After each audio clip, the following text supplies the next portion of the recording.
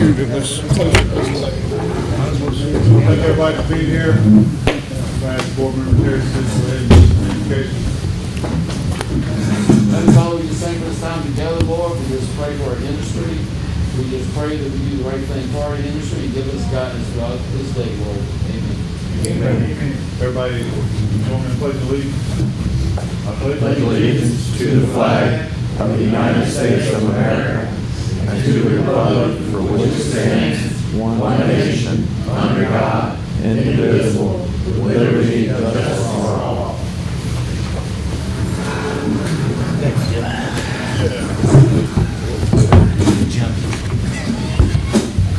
Roll call. Mr. Chairman, Michael Joyner. Present. Present. Mr. Vice Chairman, Jonathan Quasi. Present? Present. All I heard. Secretary Treasurer Richard Fabra. Present. Present. Mr. Carl Rudow. Present. Present. Mr. Johnny Marquez. Present. Present.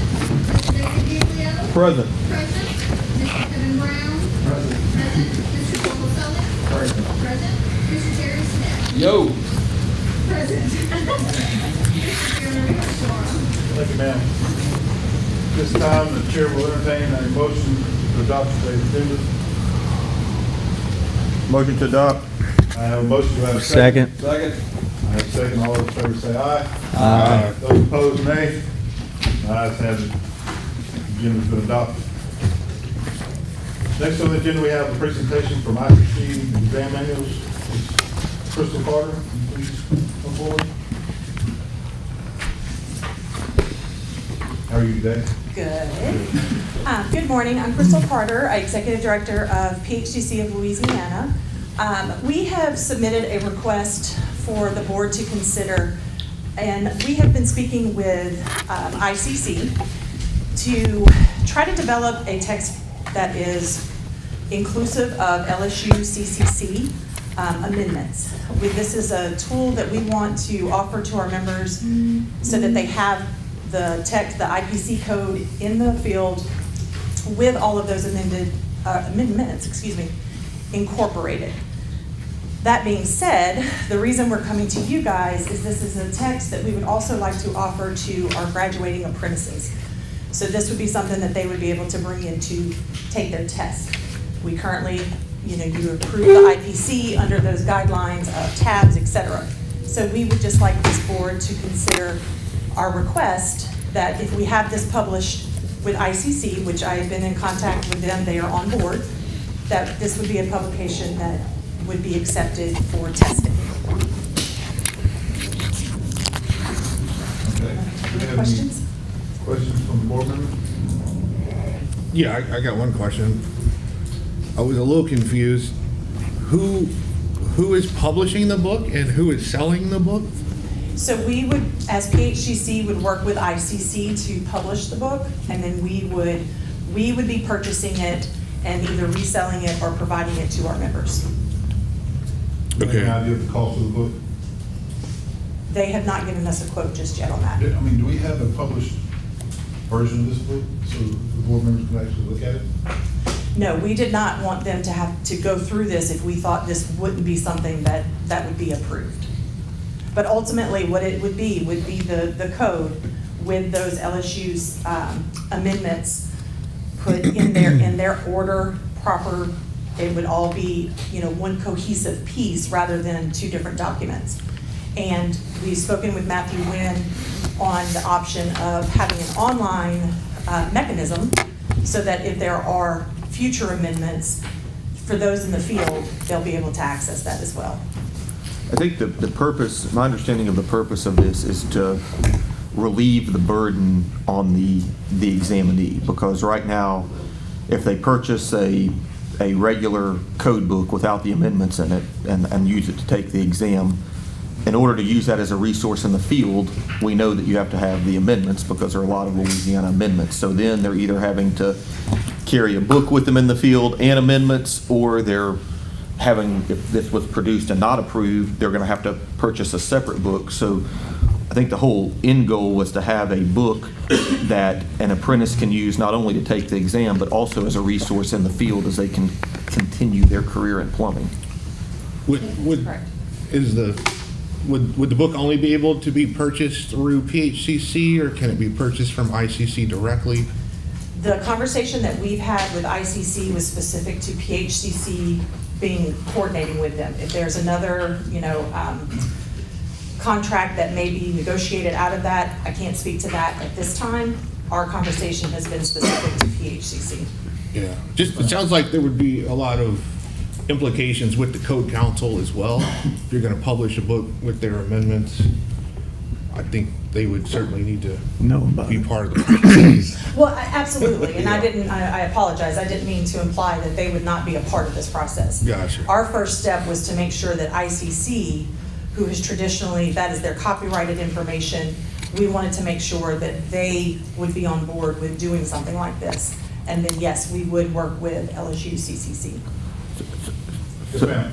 I have just a couple of the questions that tickle my legal mind. Is PHCC's name going to be on the book? In our conversations, we had not landed on an absolute. The idea was, yes, it would be. Okay, and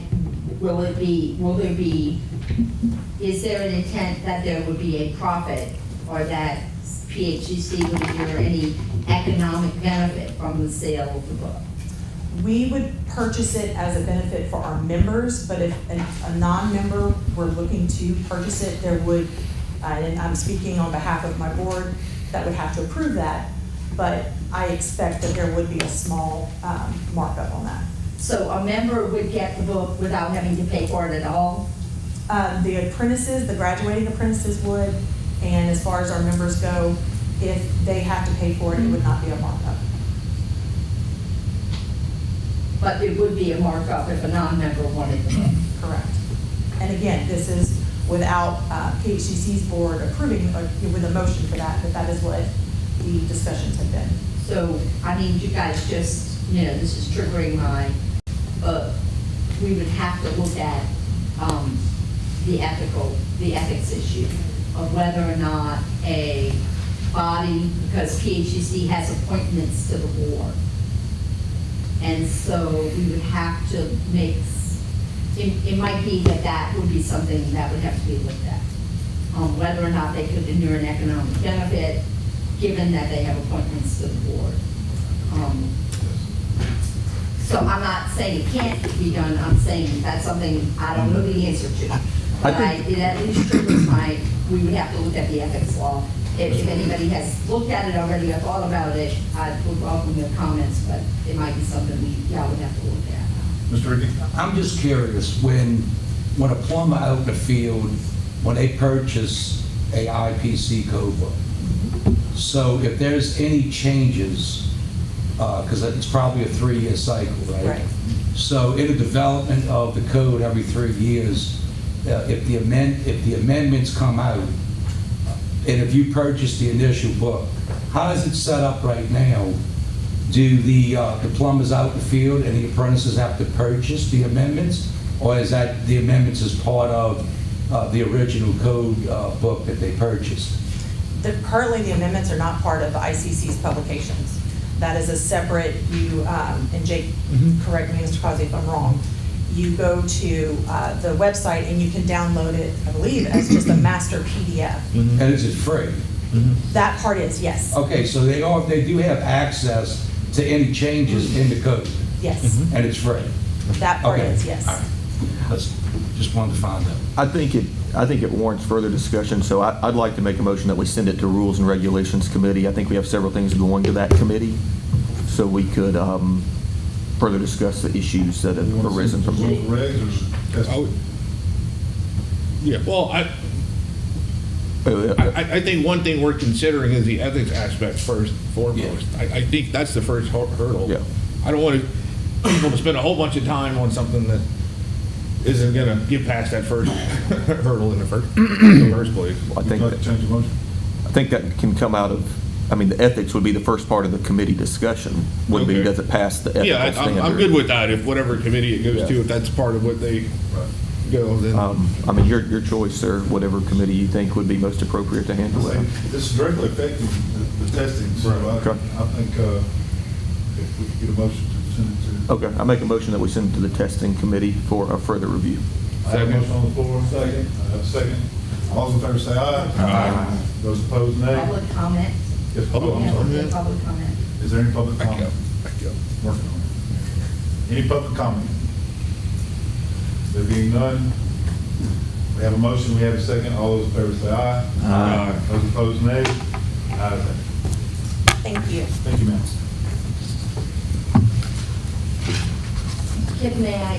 Ms. Crystal, it's possible we may be asking to get, we may need more information or more data. I'm sure you'd be happy to provide that if the committee needs it, or if they give me direction and you need it, or I need it from you. Absolutely. Thank you.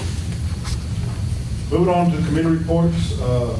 First is the actual examination committee. We met on the 31st, and we had some things that were asked of us to look into.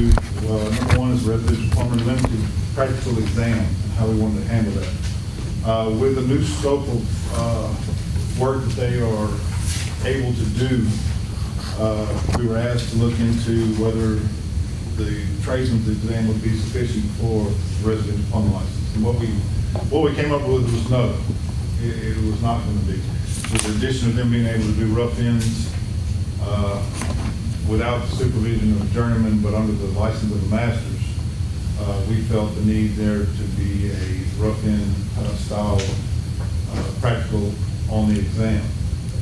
So through discussion, we come to the conclusion we already have a practical rough end portion, and it could just, as far as cost to the board and what we already have in place, just make good sense for us to move it into the residential practical exam. So that's what we came up with that, was to bring to the board, was take the exam that we have for the journeyman's exam, the rough end portion, bring it into the practical for the new residential license. I'll make that motion. Well, like I said, we got a little bit more to also talk about on how we would like to handle the journeyman's license. Since there's a clear distinction, I feel like we're making as a board between residential and commercial, I would like for there to be an accelerated, the committee felt like there needed to be an accelerated testing, practical testing for the journeyman exam.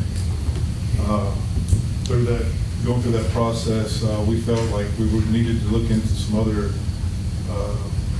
exams, mostly Texas. Texas, we feel, had something that was comparable to what we wanted to look into. They had a two-story type situation that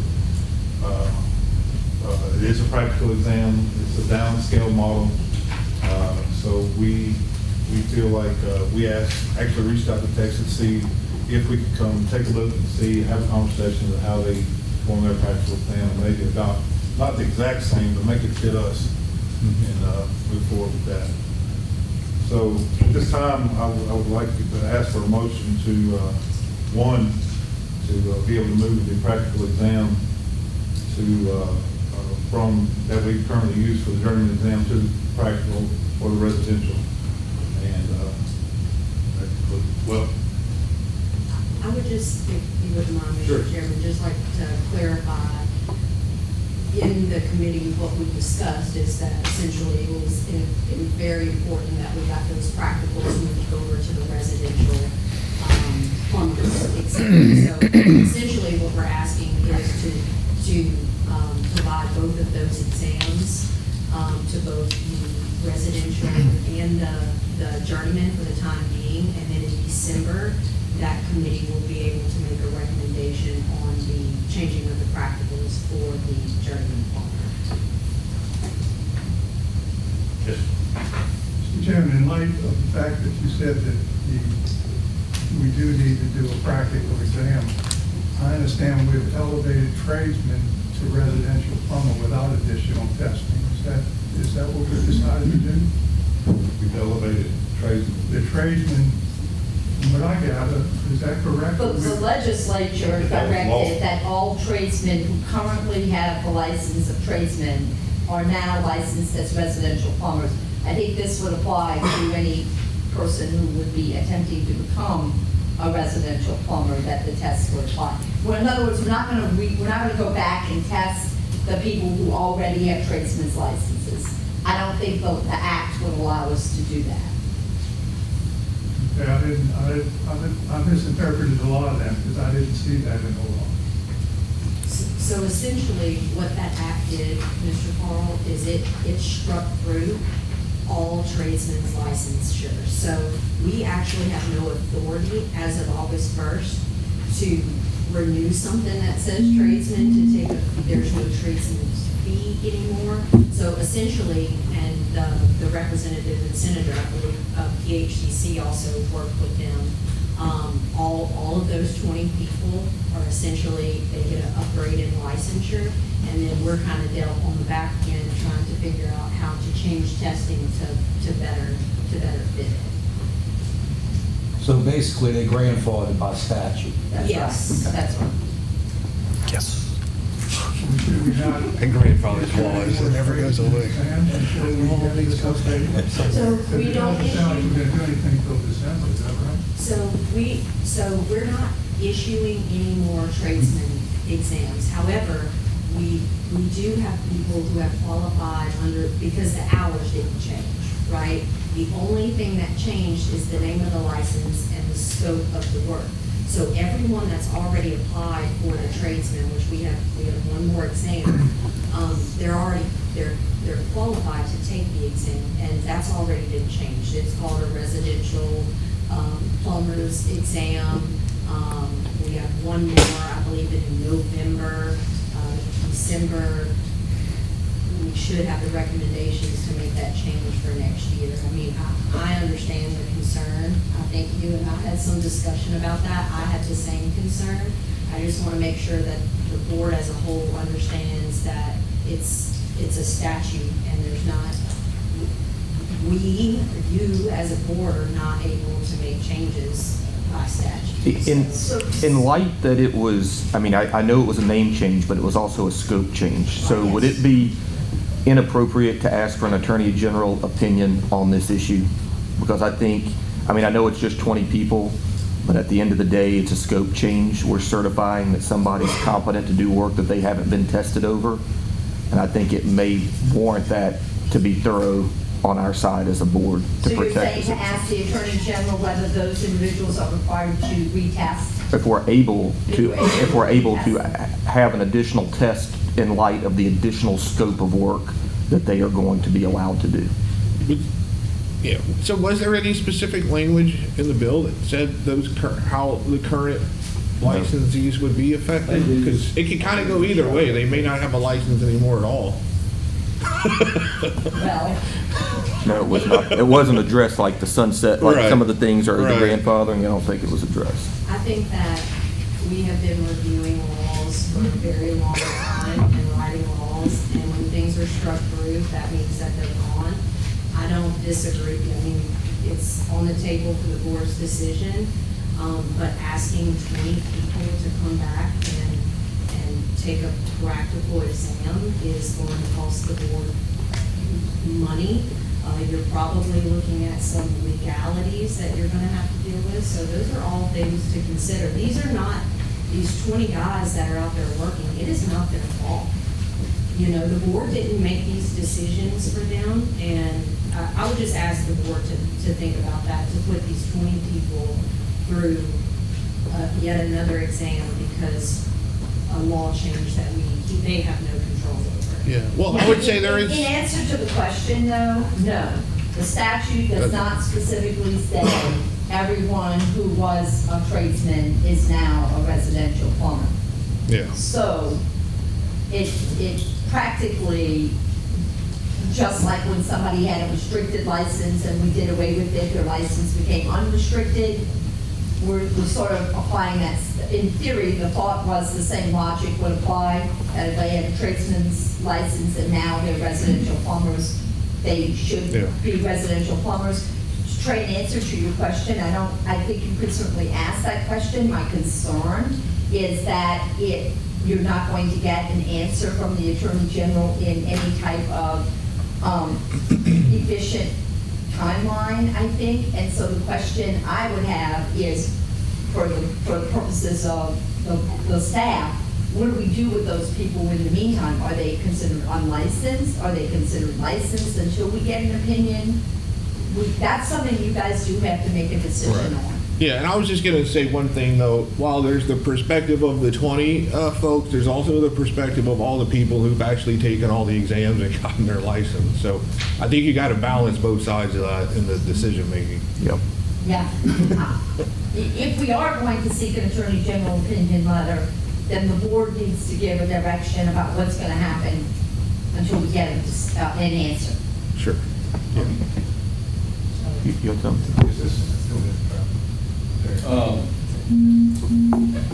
Because of the fact it was scratched out, and look, I agree, I mean, to me, I think they need to take a practical, but to me, we have to also consider what the intent of the lawmaker was.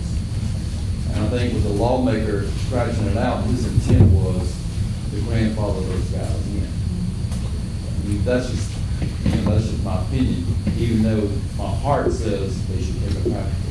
But I think the lawmaker's intent was for them to grandfather. Well, I think we all know the intent of the lawmakers. Their intent was to increase the pool of available possible funds. Right. And with that in mind, that would err towards the side of allowing these people to serve as residential plumbers.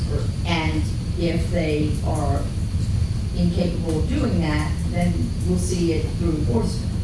But we could allow them to continue as residential plumbers with some time period Yes. to pass their practical. You could give them a 2-year grace period or something. And whatever, keep in mind that if you do that, there could be a legal challenge, but but that's a decision this board has the right to Well, make. I think we're balancing the. Yeah, no, you're right, Yes. yeah. But it's Yes. board, I mean, we're talking about a lot of money, a lot of effort, a lot of faculty, and there's gonna be a lot of time spent on something that. Yeah, I don't know how much that is. I just have one question. So the scope change basically went under the direct supervision of a journeyman to a master plumber.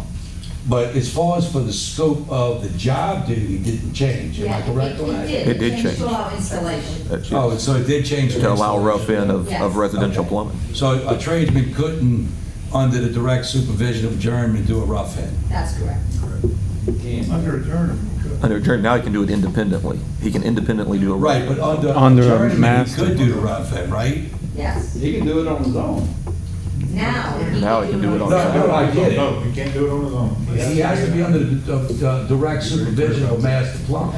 No, Not direct. well, he has to work for a master plumber, but he can be the one on the job. The only That's one. right. Right, right. One One, very two, clear, yeah. not just go do it on his own. Right, But before, they had to have a journeyman Before on they the had to job do site. it. Correct, yes. Yes, that's the difference, absolutely. And I mean, there are everything from, you don't have a license anymore to you That's have a gray area, a man. residential. Some of you have suggested some compromises, and that might be something you want to think about. I also think we should think carefully about I don't think Terry's completely wrong. We do need to consider what the legislative intent was. And if I may add, Mr. Chairman, I have reported on these bills prior to legislative session. I wrote the law, I sent the law, I did all of the things in coordination with their legal counsel. So while I certainly had personal opinions, I did directly as I was directed. So, I mean, my biggest concern, and I do understand, is that they have been tested. You know, these are 20 guys, and I have serious concern about how much time this is gonna take, how much money, and what I think I'm having trouble understanding how we're able to come back and retest them if the law takes their license away. What, does it cost us anything to get an opinion from the attorney general? Well, It doesn't, the attorney's fees in soliciting the opinion. But the truth of the matter is, I want to be very clear to you, you will not have an opinion before December. you might not have an opinion before next December. I just one other question, and then I'm actually gonna call for the question to vote on it. But my deal is that if these 20 tradesmen are now residential plumbers on 1 and 2 family dwellings, they're out there, they're doing the installation, and then the municipality comes in and does an inspection. And then the company owner is putting their trust as a master plumber, they've been doing the work. I say we make a motion that these 20 guys get grandfathered in, moving forward, we add the practical to the exam. That's my motion. So there is a pending motion. Oh. The pending motion is that the practical exam be applied to the residential exam for the November examination. All right, we have a motion. Does everybody understand the motion? Okay. I thought, wasn't the second part of the motion that we're going to change the, add to the journeyman, or was that all in one motion? Can we repeat the motion? What I show is that the motion was, and in fairness, Trey, you interrupted in the Okay. middle of your motion. Thank you. Your But motion you're still a kid. your motion was that the practical exam would be, that the practical exam of the journeyman would be applied, would be used for the residential exam to be conducted before the December meeting. Yes. And to continue using it.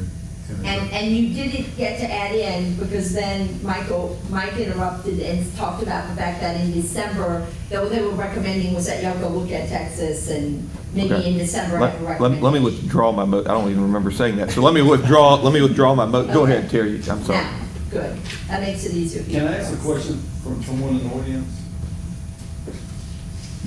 Sure. Wayne, you have a plumber that was a trades, the grandfather in, correct? Yes, he will be. His name is Hunter. Do you feel comfortable with him doing a rough in for you? Well, he's been working on rough-ins for like 6 months now, how long he's been working for me. And, in general speaking, anybody that comes to work for me, even a German plumber, has to work with my plumbers before I'll just let him go do the job. But yes, if my guys tell me he's okay, I'm good with it. Larry, if I could chime in. I also have one that was moved forward. So it's not about me or that. And in truth, he's probably better than the last journeyman that passed the journeyman test. I have more confidence in. So, I mean, And it's that's not why I asked that- that It's question. what are we telling the public or future employers that look at that card and think the man is fully qualified and tested? He's gonna show the card, look, I got a residential plumber's license. He's not gonna walk in and say, I was the one that got in. But I know the situation we're in, and I don't think we have a lot of options. We're in a no-win situation. I would like to ask one more question of Ashley. You mentioned that we're doing one more tradesman in December, November, November, okay? yes. What are we gonna do with the guys that don't pass that exam? Because in the past, when we've had testing changes, we've given them a year. Are we gonna stick to that policy? No, sir, we only did that when we changed from when we changed the actual code cycle. This past year, when we changed to 2021, we did not do that. If you missed during the year, and we had already changed to 2021, so in my head, we would continue that practice, and anyone who doesn't pass the exam, that practical would be included on their next exam. Yes, sir. Or the ones that are scheduled now, or there's gonna be a practical in the exam? Depends on what you guys decide. We also, we tested Dayton Moore last week. You tested, I'm sorry? We tested Dayton Moore. Without a practical? Yes, entry. Like y'all ordered that. There might be more than 20. Yeah, there might be more than one. We tested Dayton Moore last week. But just to ask, and I'm sorry, I'm getting to motion here, to ask the question back, this board has the authority for this tradesman in November to say, we're going to require them to take a practical. Is that correct? I believe you have the authority to do that, yes, Okay. yes. Okay. Okay, so I'll make a motion that we accept the committee's recommendation for the practical to move the practical to the residential plumber limited exam to accept the recommendation of an accelerated practical to be presented to the board in December for the journeyman plumbing exam, and to immediately require from this day forward that a practical exam be given to tradesman residential limited plumber, effective immediately. Second. I have a motion, I have a second. All those in favor say aye. Aye. Those opposed, nay. Ayes have it. Thank you. So, I'm so sorry, but you did not ask for public comment. Is there any public comment? Sorry, we might, if anybody has public comment, we'll have to undo the vote and let them comment. Sure. Can we, Any public comment? I just have one question. You know, you said you just tested 8 more people. Yes. When was that test? Here's last there. After August the 1st? Yes. So you're testing for a license that doesn't technically exist anymore. It wasn't a tradesman's license, it was a residential plumbing license. Without a practical.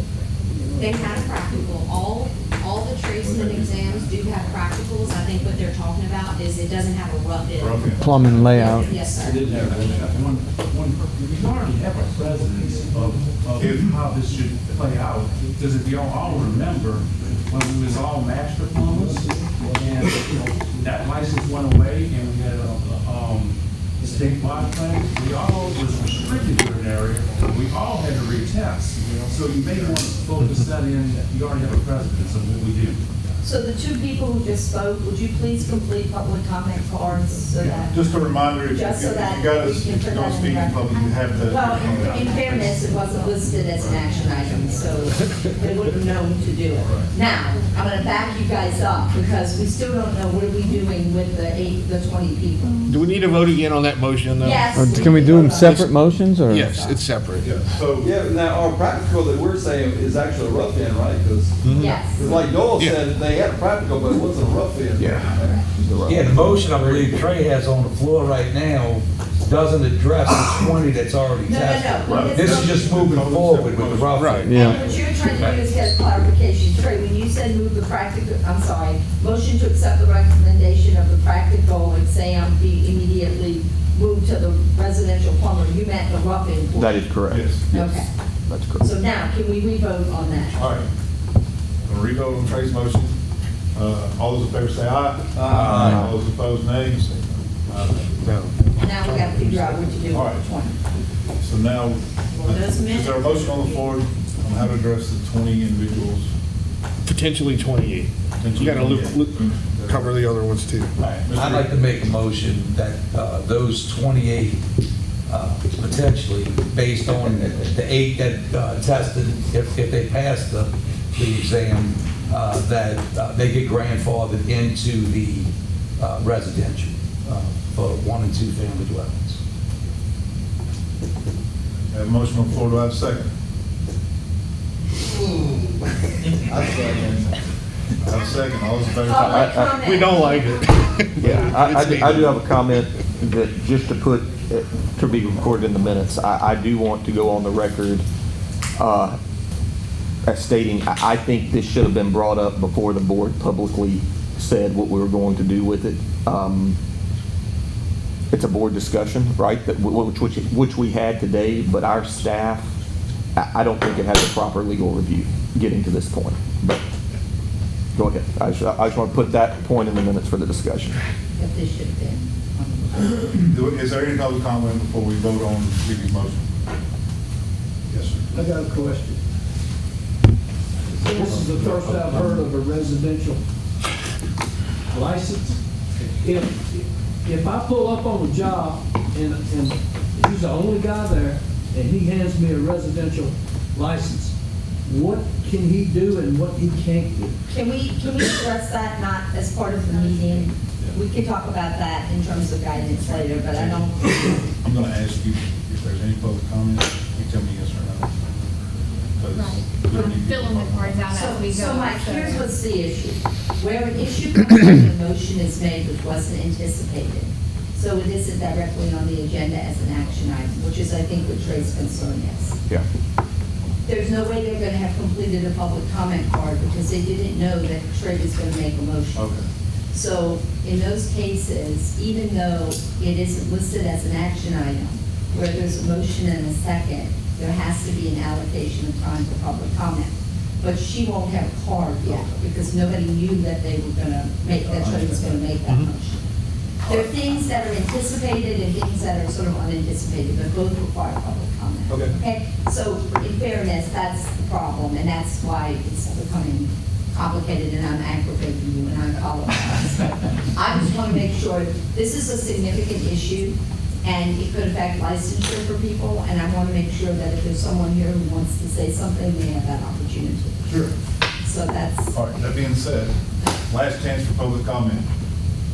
Yeah, I mean, just in light of this discussion, which needs to happen, why didn't the board just allow those 20 or 28 people to take that practical rough-in at no cost? All right, so can I take a chance to answer that? So we've already asked these, they've done all the due diligence that we've asked them to do prior. They filled out their requests, they've paid the money, they've got the response from the board that they're ready to take the test, and they have probably already passed. And now we're asking them, hold on, stop what you're doing. We're gonna ask you to come back, probably resubmit paperwork, more burden on the office, more things like that. And then you're gonna have to come back to Baton Rouge. It doesn't make a difference if you're from Shreveport. You're gonna have to come back to Baton Rouge and test again. I just figured that that's not something ordinary. so from a legal standpoint, can I comment? The 8 who took the test, that were told they were taking a residential plumber test, I don't think you can go back and make them take a different test. The 20 is a different issue. What happens if the individual doesn't pass the practical? Then what? So they don't have a license. Yeah, you revoke his residential So, license? I mean, There's a can of worms here we just opened. saying, You got no fee, you can't do anything to them. If they refuse to come take that practical, you can't do anything. The law gave them that lifeline. Be able to advise. I'm sorry, Mr. Chairman, I'm trying to understand what, I guess, what the concern is. The question from the public was asked, well, why can't we just ask those individuals that have already taken the test to come back again and take the test free of cost? It's And not free. and the board was trying to come some of the implications that might come from that. It's going to cost the board, not the individual. You could certainly. That's the do that. purview of the board, right? Correct. I mean, you're talking $2,700, I mean, theoretically, but when all be brought up, you're still in a testing mode, and all they would have to take would be that one section of the test. Go ahead. My opinion, Go ahead. I feel like there's more legal ramifications than, pros to this, in my opinion. You know, going back to someone's experience on the job, we just heard testimony that anybody that gets hired on with your company, they work with your licensed journeyman plumbers to make sure that they can actually do the work. I would just say that as an easy fix is that identify the 20, just get a letter, like a voucher, from the contractor that they're out there doing plumbing rough-ins. And it's proven that they're doing the work. I mean, what kind of grace period would that be? I mean, just an acknowledgement from the contractor that they're out there doing rough-ins. I mean, and that should satisfy the 28, and then moving forward, we implement based on Trey's motion, we implement that you have to have the rough-in moving forward. Because January 1 of next year, all this goes away anyway. So I'm just saying, I mean, if the company owner writes a letter saying, hey, they're qualified, they're doing rough-ins, and that should take the place of them coming back and going through setting up a special exam, and then they're already doing work. well, to address, and it does address the sort of responsibility aspect.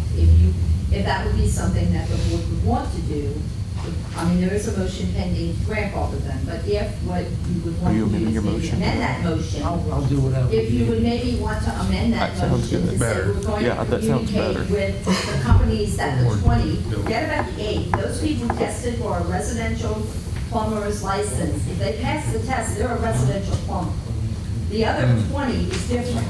because they've never taken a residential plumber test. If you want to say, what we're going to do is send letters to their employers to say, would you certify to us that you believe they're competent to do rough-ins in accordance with the new residential plumber license? And then they're going to write back and say, yes, we do. What if you got a guy who's not working? And you have in your file that you verify that these people, the license they're holding is at least based on something. Right. Which is, I think, the I mean, concern Trey has expressed. you gotta give and- everybody a fair shot. And others have expressed. I have a question. What if the contractor says, we really don't think you should be? Can we do that? Then I think then you have, perhaps in that case, you may have the right to ask that that individual come back and do a test.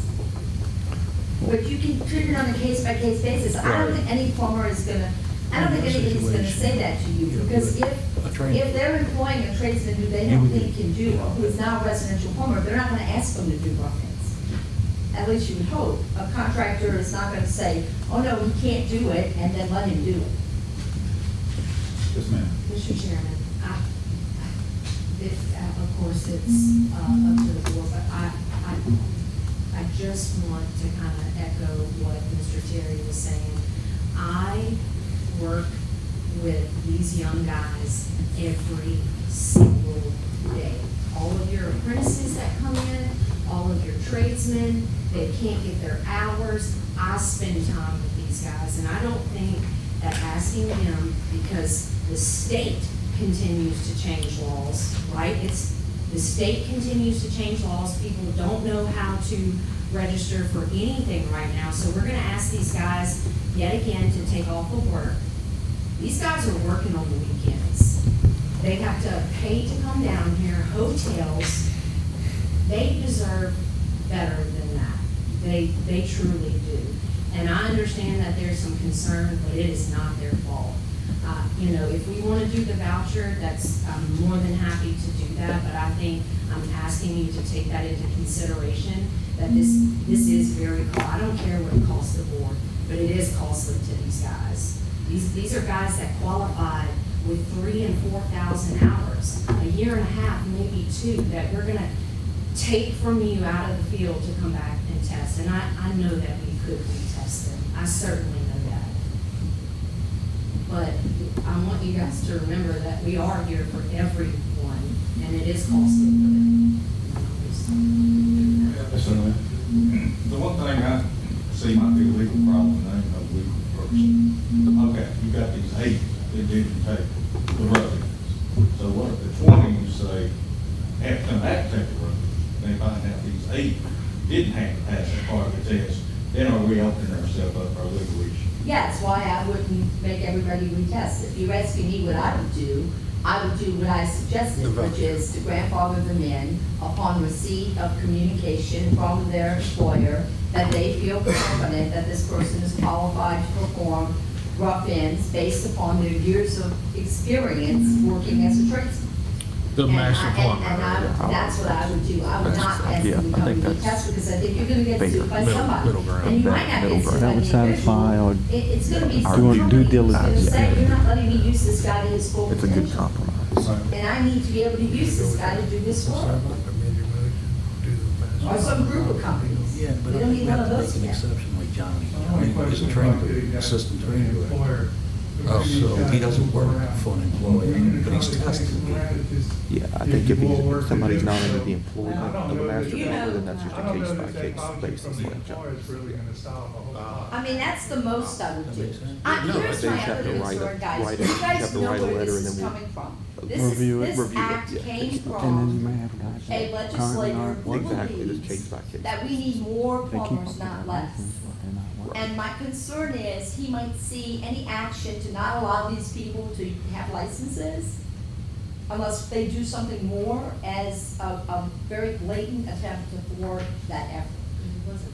Because I don't think it was his intent that anyone would lose their license, the author of, the quote, legislative author of the statute.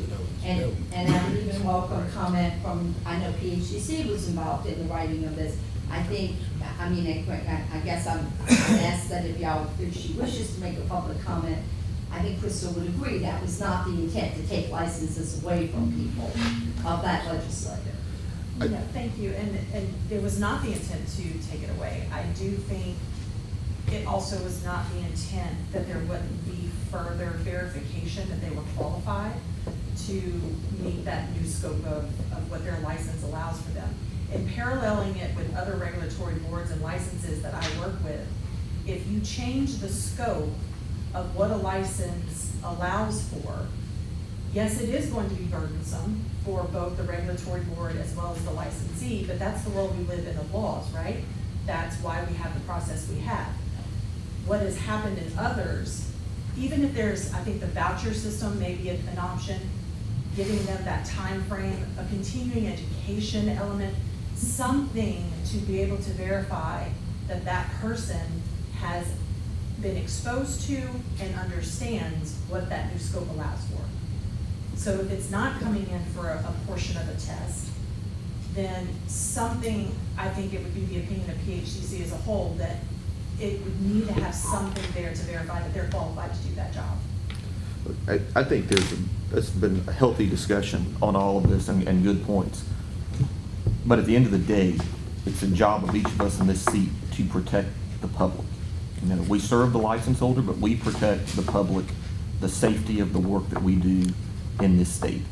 I think what you proposed was a fair, that's a fair compromise to bringing everybody back in and testing. That's something that I personally would be agreeable to, because I think it shows due diligence on behalf of this board to ensure that the card we are certifying to people, that they show to the public that, there's some type of competency in that card for them to do the scope of work that they hold the card for. So I think that was a good suggestion, So just Trey, my are you opinion. proposing a substitute motion that the individuals would be grandfathered in, subject to some verification by their current employer that they are competent to perform rough-in work? Yeah, I would propose a substitute motion with the same language as Ricky's, that they are grandfathered in with a voucher from their employer certifying that they're competent to perform the increased scope of work, and if the individual is not currently under the employment of a master plumber, that each of those situations is taken on a case-by-case basis by this board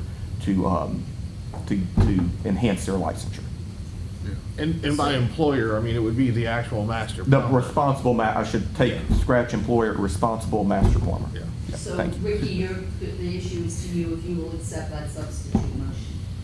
Yeah, and I think that for the restricted residential plumber that's not employed and looked at on an individual basis by circumstances, because we may have some restricted residential plumbers that are working for training programs that are doing the initial testing for their apprentices. So that would have to be looked at as well on an individual basis. And I'm just saying that, if you're with PHCC as an instructor doing the training, or you're with the pipe trades, I think that that would be granted, that, you're exposed to that type of rough-in instruction, because you're overseeing apprentices in your program doing that. So Ricky, do you accept the substitute motion? I accept it. Okay, so now you need a second, Mr. Martin. I got members of the, I still want to clarify this. Are you going to ask about any of those passed last week? No, I don't think you can. That's what I I'm think saying. they passed the Okay. residential, if they pass the All right, so you residential go back and plumber get test. these 20, and you say, hey, you got to, but they took the same test last week, and they got a license. I Where think, at there? well, I think at the time, that was the residential plumber test. They're not gonna take it, they're just gonna get a voucher from their employer. That's right. There's no test. I don't think you go back to the 8. I think you only go back to the 20. He's talking about the 8. Yeah, there's no test. And I just want and I think we made a mistake by testing, Yeah. by testing the group that Doyle tested. I think we should have canceled that test until we had this meeting. So I think that was a mistake on our part. And, but I just want to clarify, the next exam for the residential limited is going to include a rough-in? Yes. Okay. That was the first motion. We got past it. Okay. Do we have to Second. get comment again? All right. Or that was all the We have a comment? second. Yeah. Shut Public down. comment. don't like it. That you need to complete a card, and then you can comment. Does she have a card? No, but I've been filling it out as we go. Okay, so you can go ahead and comment. She'll fill the card out. I just wanted a clarification. I think Go ahead. Mercury, we're so Louisiana Plumbing Institute. So that means the upcoming exam in November will have a rough end portion? Yes. All right. Any other public comment? There being none, all those in favor say aye. Aye. All those opposed, nay. Ayes have it.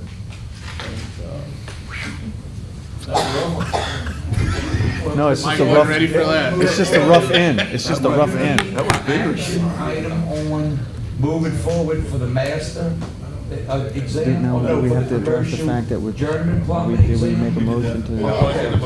That was part of it. Okay. I just wanna Journeyman make sure plumber something- practical? There was a lot of That was activity. included? Okay. Combine all things into one motion. So they'll have it ready yet. Yeah. I didn't know if it was. All right, next committee will be the enforcement committee. Right? All right. Sir, would you like me to do building committee first or enforcement? Building committee. Okay. Let's do building committee. Okay, thank you. Glad to move on to a new topic. So, the building committee met after a short hiatus, since we kind of came to a roadblock in, a year ago with the budget requirements and new building requirements. So there was some great discussion. It was a great meeting, and it refocused on what we're going to do. So basically, two things to report and no action items yet. The committee discussed locating the board meetings at various sites throughout the state, including a different site in Baton Rouge. So we're going to explore different governmental agencies to host our board meetings. We did identify the major cities that we were interested in, and so the committee between now and December will be working on those sites to see if there would be any cost associated with it and propose a schedule and more information in December to this board. There was also discussion of a Shreveport facility.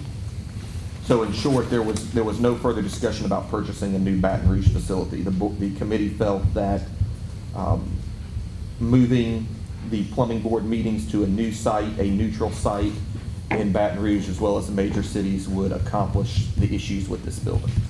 There was discussion of a Shreveport facility that was brought forward by staff, a facility in Shreveport that could be a testing center, as well as a potential for a few offices in case the plumbing board wished to have staff in Shreveport on a part or full-time basis. And so the committee is looking for proposed locations to submit to the board that would be under the existing budget for the future. So in short, that's the committee's report. We have no action items, but we will be working on Shreveport sites as well as new board meeting sites for the next board meeting. Thank you, Trey. Moving on to enforcement committee. All right. Also, Trey. Thank you, sir. Enforcement committee also met for the first time, and really under the direction of this board to do a complete revamp of enforcement. And the goal of the first meeting was to give the committee an overview of what our current system is. So what is our current budget in terms of expenses and revenues? What are our enforceable actions? What is our enforcement protocol? What is our reporting procedure? What is the procedure once the complaint is filed? So that the committee could understand what we're currently doing. And then we looked at the deliverables to this board. What are going to be our recommendations? And really, it was a full revamp. So the committee's goals and deliverables to this board will be personnel qualifications, compensation, vehicles, time, quantity, special enforcement, the focus of enforcement, the complaint reporting process, the investigative process, as well as touching on the appeals process, those things that are not regulated by statutory law. So that is what we're going to be looking into. There was some discussion of a a field trip or a call to the Wildlife and Fisheries Agency, because I believe that there's some parallels with our enforcement as to what Wildlife and Fisheries does, so we may glean some ideas from that agency to discuss in committee, but no actionable items at this time, but we do have some goals, and we're excited to get enforcement better for our constituents. Thank you, Trey. Thank you, sir. Moving on to previous minutes. Chair will entertain a motion to approve previous minutes. So move. Second. Have a motion and a second. All those in favor say aye. Aye. Those opposed, nay. And ayes have it. Brings us to the financial reports, and Mr. Ricky Fabry. Yes, sir, Mr. Chairman. Cash account summary, second quarter covering April, May, June 2024. Whitney Bank checking account as of July 31st, 2024, $818,127.10. Whitney Bank savings account as of July 31st, 2024, $966,895.07. Petty cash, $55. CD due June 24th, 2024. We're looking into some other investment options. $250,000. The CD due 9/27/2024. $100,000. CD due 9/26/2025. $69,000. Interest earned year to date, $10,776.92. Total assets, $2,204,547.30. That completes my report, Mr. Chairman. Make a motion to accept. Have a motion, have a second. Second. Is there any public comment? Any public comment? All right, then being none, all those in favor say aye. Aye. All those opposed, nay. Ayes have it. Advisory Committee, Mr. Joe Moranto. All right, thank y'all for having us here today. There was a lot of discussion in the advisory committee meeting today about particularly, got a lot of complaints from the Lake Charles area about letting anyone and everyone install backflow preventers. I've talked with the executive director about this. A letter has been sent to the municipality explaining what the law is. The main question was, who is held responsible if the municipality is not enforcing the endorsement that's on the plumbing license? Is it the water purveyor? Is it the municipality? And who has enforcement over these individuals that are letting anyone and everyone install these, or in fact green tagging, approving inspections that are being done that are not up to code, that's costing the consumer money because they're having to get plumbing redone when it's not working properly after everything is closed up. It was explained during the meeting that the State Plumbing Board is enforcing licensure. They do not enforce the code part of it, that is the inspectors for the municipalities, but they have a lot of people asking questions about who holds these municipalities responsible. So if there's any correspondence that can be done between the plumbing board and these municipalities or whoever it needs to be, that's the question that was brought up this morning in our meeting. Does anybody else? Yes. Sorry. Yeah, I have a quick question, I guess. So if there are individuals doing work they're not licensed for, are we getting that information for enforcement? Like the person that's doing the work that's not licensed, we can take action against. If you catch them in the act of doing it. Well, they have to sign a piece of paper. Yes. And, Right. and, So and that's we get that that's piece the of question paper. we have is, do we call our enforcement agent and say, hey, this has already been done? And does he go to and if the municipality is registering or issuing a permit to go install this backflow preventer to someone that's not licensed, who is held responsible for this? That's a much grayer area than the person who's doing the work they're not licensed to Right. do. So you probably got to address it on more than one front. If you just focus on the municipality, you're not going to get very far very fast. Right. But I would say, you want to focus on both aspects. And if they are getting test reports from people who aren't licensed to provide that test, we should be able to get copies of those test Evidence, reports and then. verify licensure, right? Okay. Right, and that's where we need to know where to go, who do we need to get in touch. So is that something that, well, I would get with the executive director on? Would I get with my enforcement officer? Who do I need to contact, or who does? I would start with Ashley, Okay, but, I mean, I certainly letters to locals, I mean, that would be really an LDH conversation to some extent as well. and that was brought up in the meeting, that LDH, the fire marshal for the fire water, would be someone to talk to make sure that. It's worth having a conversation with, Yes. the better you can put the word out, the better, but And that's the main thing, is education. If we can educate these municipalities first, and then there's no longer the ignorance of the law, it's the fact that they're not following. So. But if they can see some enforcement actually being taken with folks doing things they're not licensed to do, I think that's definitely where the board can step in. Yeah, and Joe, I also will say that's one of the goals on the enforcement committee is to open up, and I think we've talked about this at the municipality level, some communication so that, let's just say the city of Shreveport has something come to them and they shut down a job for an unlicensed person, or they have somebody submit a test report that doesn't have WSPS, that it's automatically reported to the state so enforcement can do a report and investigate. So we're looking in the committee at streamlining communications, as that's some low-hanging fruit for our enforcement officers to investigate. Great information. Thank you, guys. Go ahead, Mr. Ricky. So in the past, we've notified all the municipalities about this.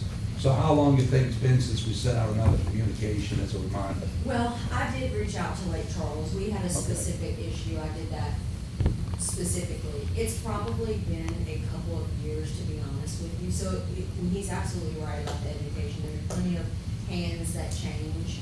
As far as enforcement goes, backflow, just like with anything else, we report it, it's investigated. Backflow can be a little tricky sometimes for enforcement officers, just because you do have tester-only list, and then where is the backflow, where's the assembly, being installed at, where is it? So, we're gonna continue to, we're still looking in Lake Charles. We wanna make sure that they do what we've asked them to do, but, to answer your question directly, it's probably been 2 years since we've contacted, 2 to 3 years since we've contacted all of the municipalities. Now, just on that note, I think just this past week, there was a boil advisory up in Madison Parish due to a backflow incident, where they didn't have a backflow preventer where they needed one. So I think this is very, very important to stay on top of. That concludes my report. Thank you. Or do not use, not a boil advisory. Very different. Do not use advice. Do not use. That's a little bit worse. Do not use. sounds like Boiling gets you January nowhere. Which brings us on to enforcement officer report.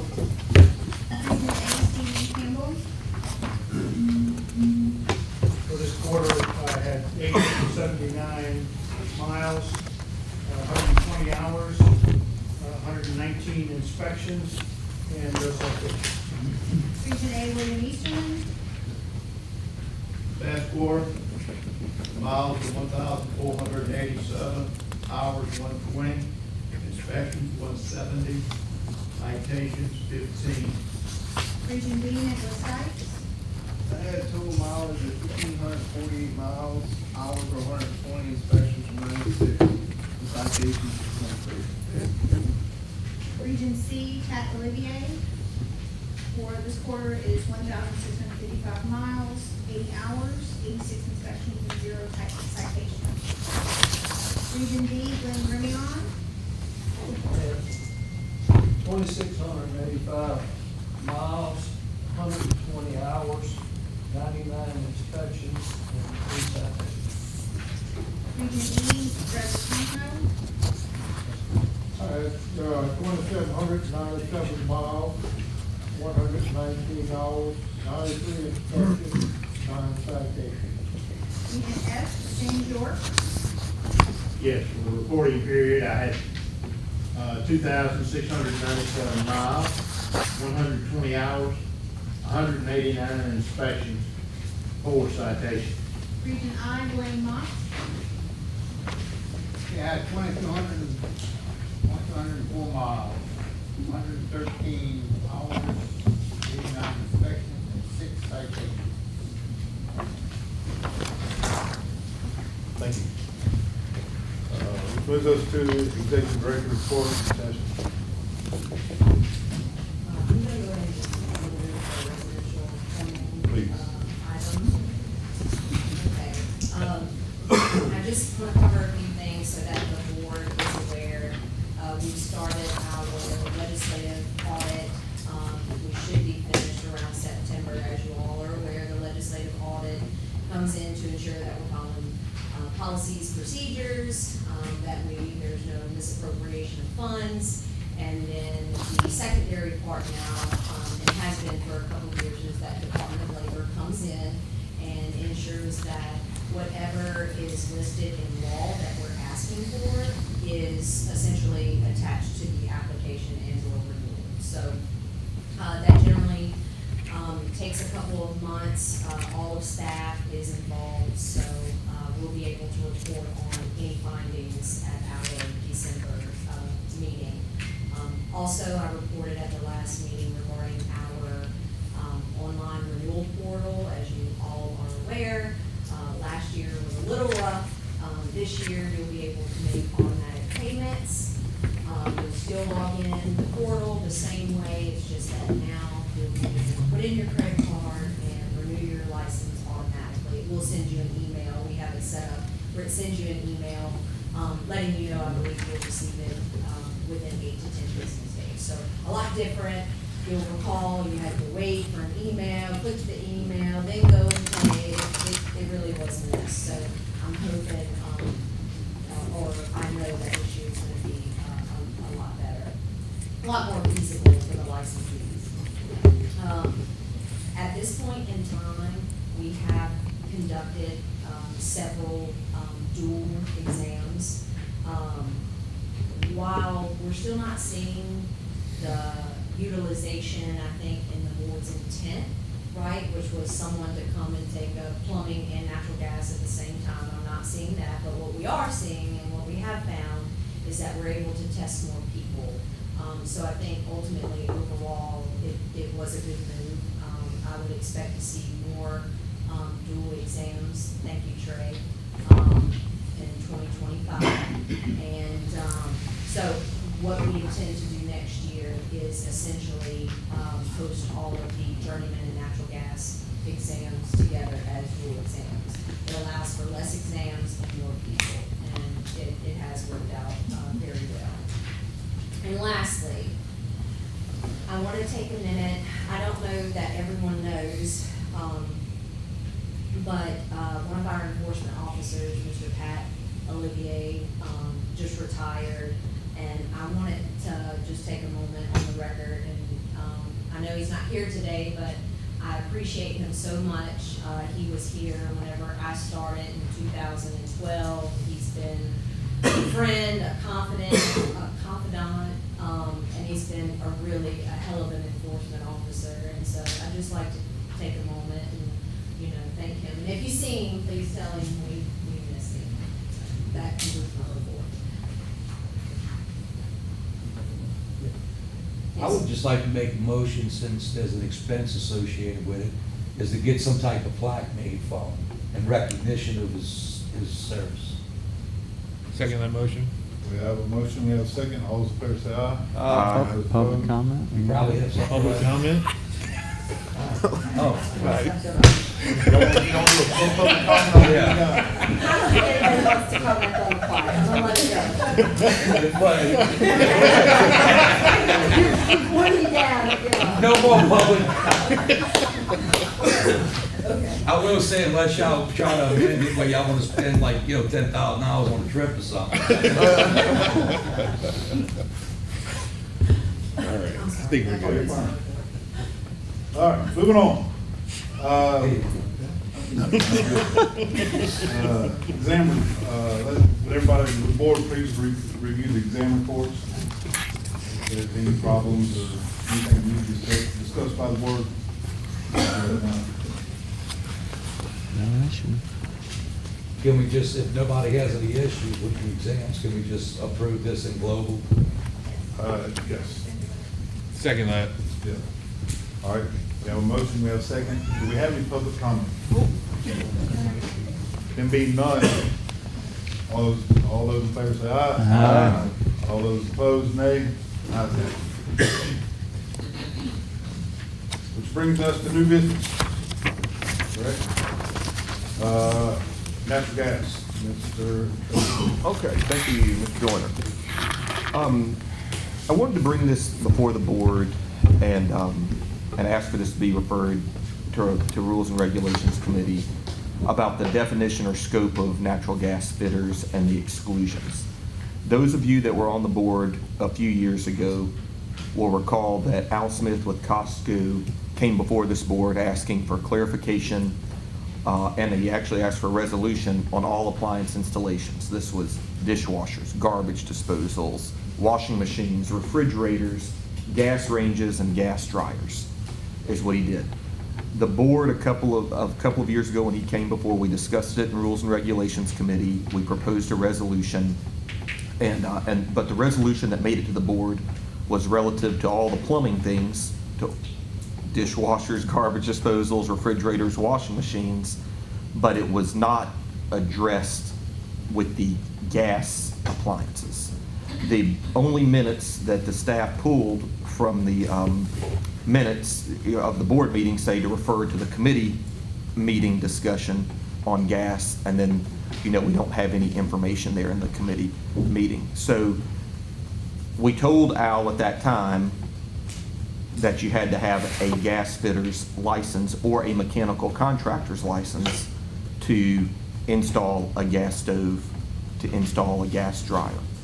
Well, since then, we've had other inquiries regarding that, and then Title 46 does have some language about an exclusion, several exclusions. So I think it would be prudent, or my request would be that we send this to Rules and Regulations Committee to discuss and then come back to the board with a resolution. Somebody like to put that in form of motion? I'll make a motion to send it to Rules and Regulations Committee. We have a motion, we have a second. We have a second. Is there any public comment? There being none. All those in favor say aye. Aye. All those opposed? Ayes have it.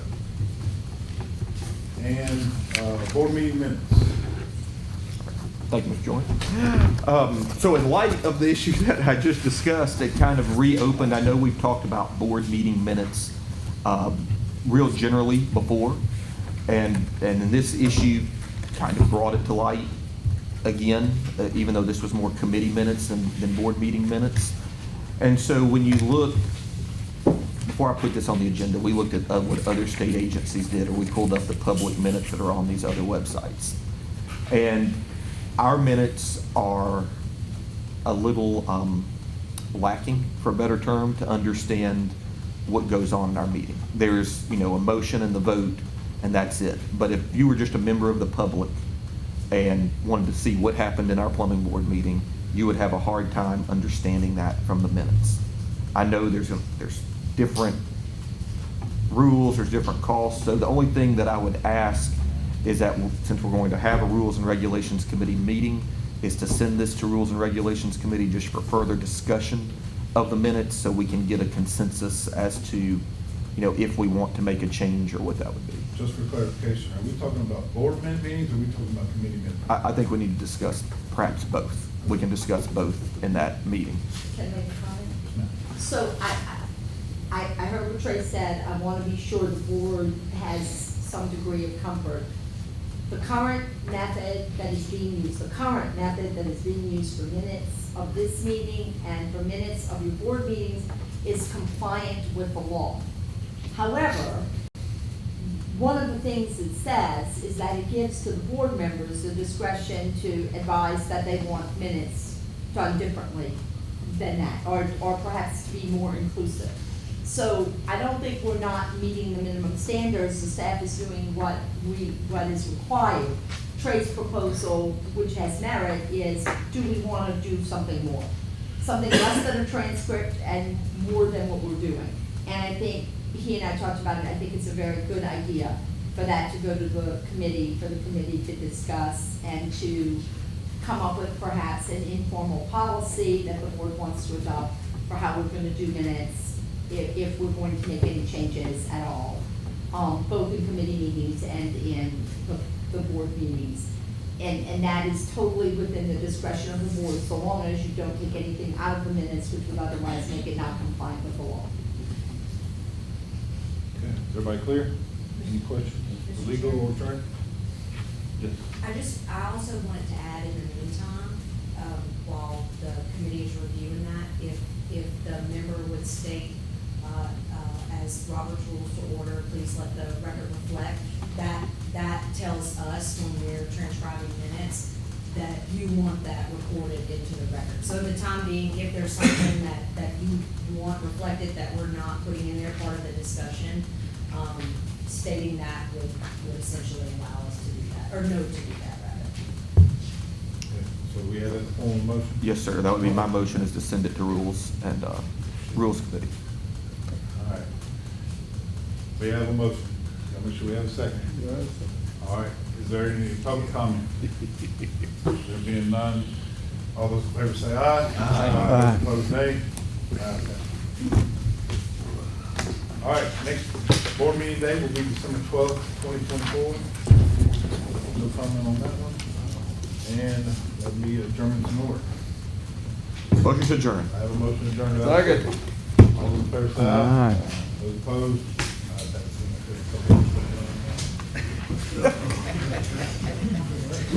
That first discussion wore me out. Need a nap. Every other committee I do, there is no public, it's all union people. I don't have ain't no public. You don't I tell you what, when I used to run my meeting, I did it for 10 years. Johnny Rutter tell you, when I swung that